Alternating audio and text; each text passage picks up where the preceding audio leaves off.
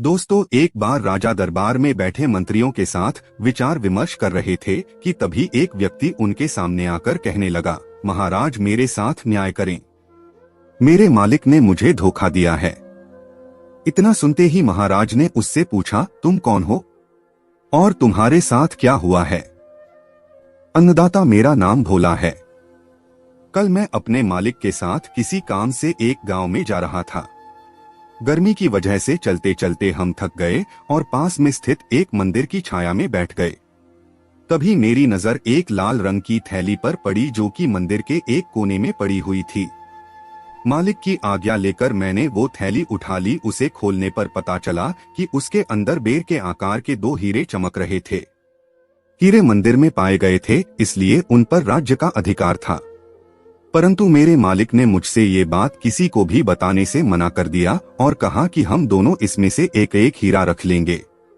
मैं अपने मालिक की गुलामी से परेशान था, इसलिए मैं अपना काम करना चाहता था, जिसके कारण मेरे मन में लालच आ गया। हवेली आते ही मालिक ने हीरे देने से साफ इनकार कर दिया। यही कारण है कि मुझे इंसाफ चाहिए। महाराज ने तुरंत कोतवाल को भेजकर भोला के मालिक को महल में पेश होने का आदेश दिया। भोला के मालिक को जल्द ही राजा के सामने लाया गया। राजा ने उससे हीरों के बारे में पूछा तो वह बोला, महाराज ये बात सच है कि मंदिर में हीरे मिले थे, लेकिन मैंने वो हीरे भोला को देकर उन्हें राजकोष में जमा करने को कहा था। जब वह वापस लौटा तो मैंने उससे राजकोष की रसीद मांगी तो वह आनाकानी करने लगा। मैंने जब इसे धमकाया तो ये आपके पास आकर मनगढ़ंत कहानी सुनाने लगा। अच्छा, तो ये बात है, महाराज ने कुछ सोचते हुए कहा, क्या तुम्हारे पास इस बात का कोई सबूत है कि तुम सच बोल रहे हो? अन्नदाता, अगर आपको मेरी बात पर यकीन नहीं तो आप मेरे दूसरे 3 नौकरों से पूछ सकते हो। वो उस वक्त वहीं थे। उसके बाद 3 नौकरों को राजा के सामने लाया गया। तीनों ने भोला के खिलाफ गवाही दी। महाराज 3 नौकरों और मालिक को वही बिठाकर अपने विश्राम कक्ष में चले गए और सेनापति तेनाली महामंत्री को भी इस विषय में बात करने के लिए वहां बुलवा लिया।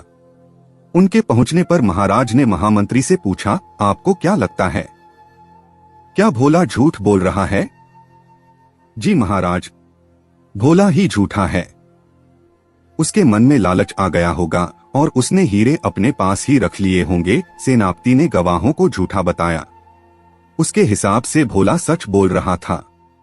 तेनाली चुपचाप खड़ा सबकी बातें सुन रहा था। तब महाराज ने उसकी ओर देखते हुए उसकी राय मांगी। तेनाली बोला, महाराज कौन झूठा है और कौन सच्चा इस बात का अभी पता लग जाएगा, परंतु आप लोगों को कुछ समय के लिए पर्दे के पीछे छुपना होगा। महाराज इस बात से सहमत हो गए क्योंकि वो जल्दी से जल्दी इस मसले को सुलझाना चाहते थे, इसीलिए पर्दे के पीछे जाकर छुप गए। महामंत्री और सेनापति मुंह सिकोड़ते हुए पर्दे के पीछे चले गए। अब विश्राम कक्ष में केवल तेनाली ही दिखाई दे रहा था। अब उसने सेवक से कहकर पहले गवाह को बुलाया। गवाह के आने पर तेनाली ने पूछा, क्या तुम्हारे मालिक ने तुम्हारे सामने भोला को हीरे दिए थे? गवाह ने कहा, जी हाँ। फिर तो तुम्हें हीरे के रंग और आकार के बारे में भी पता होगा।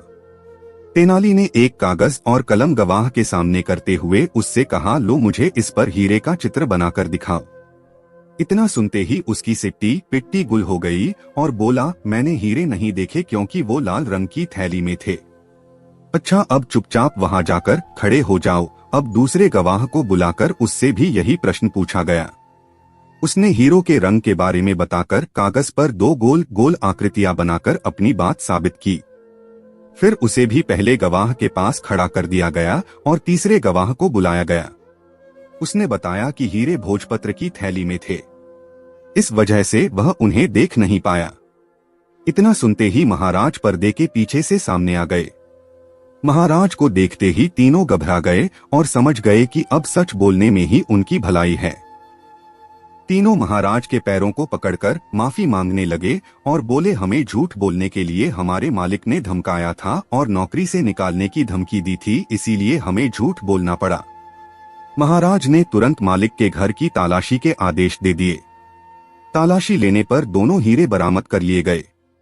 सजा के तौर पर मालिक को 10,000 स्वर्ण मुद्राएं नामदेव को देनी पड़ी और 20,000 स्वर्ण मुद्राएं जुर्माने के तौर पर भरनी पड़ी, जबकि बरामद हुए दोनों हीरे राजकोष में जमा कर लिए गए। इस प्रकार तेनाली की मदद से महाराज ने भोला के हक में फैसला सुनाया।